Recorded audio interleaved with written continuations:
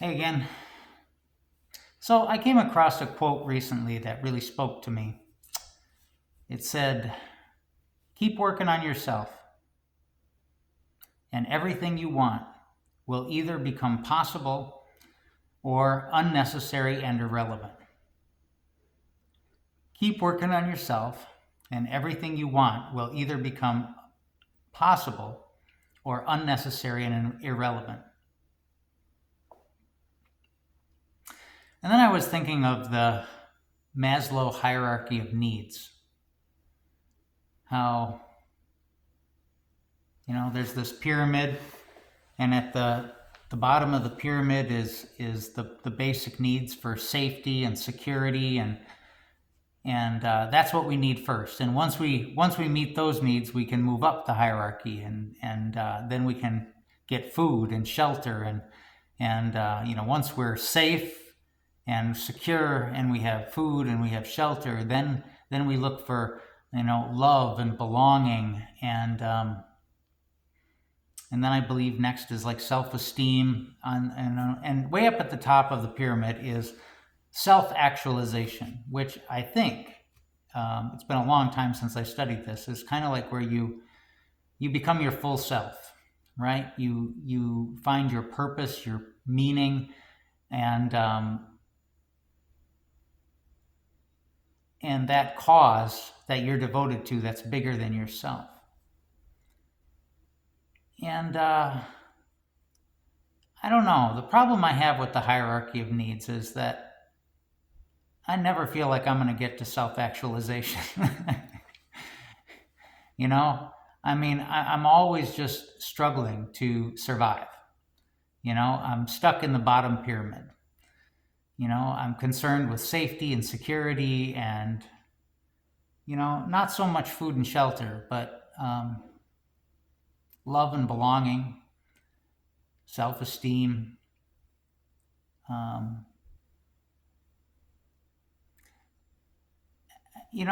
don't like the way I am. Like, I don't like, just being a bundle of grievances and needs, and, always hungering, always longing for these things to be filled, and I would really love to find that higher purpose. Like, I really envy people who are, and I think maybe at some time in my life I was, committed to a higher cause. People who go out to, get involved in the community. People who get involved in politics, or they're devoted to a cause, or they're just really worried about the way the country is going, and want to get involved and do something about it. I'm not there. I'm just trying to put food in my mouth. Maybe not physically, but emotionally. And so I'm struck by the readings of the gospel.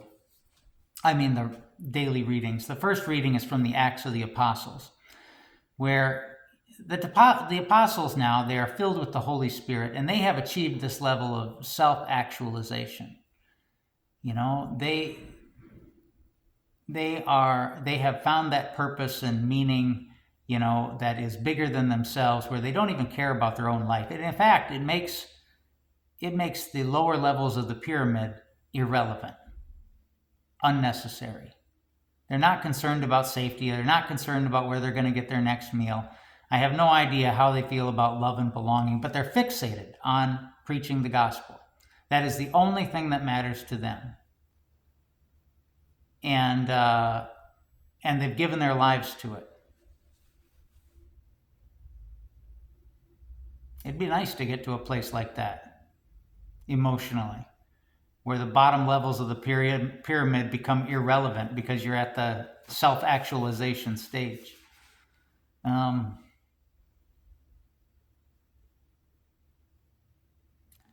But I suppose it's a process. And that's where the gospel, I guess, is consoling. It's not a gospel passage I particularly get into, because it's very overused and misinterpreted, I think. But it's the one from the Gospel of John where it says, God so loved the world that he gave his only begotten Son that the world might be saved through him. And the hopeful part of that saying is the first part. God so loved the world as it was. Not as it should be, not as it could be, but God so loved the world as it was, as it is. And it is in process. It hasn't arrived. It's in a process of becoming. And that process is muddy, and that process is ugly, and that process, has a lot of false starts and, two steps forward, one step back kind of thing. I remember one time I was at a retreat center and they had us walk this circle that had all the different points in the evolution, basically the history of the universe. And, you get to the very end of the timeline and, this thing takes up the whole room. And then, the appearance of human beings takes up like less than an inch on the timeline that takes up the whole room. But there was one part of this timeline that really spoke to me, and it was where there was a huge development in evolution, and it was the development of a backbone. And it took a long time to get to that point, but like once the development of the backbone happened, it really kind of set in motion other things. And it became a metaphor, I can't remember how many billions of years it takes to grow a backbone, but it takes a long time. And growing a backbone is a process. And human beings haven't been here for very long in that process. It's no wonder we don't have it together yet. And God doesn't really expect us to. We're going to make a lot of mistakes. We're going to hurt each other a lot.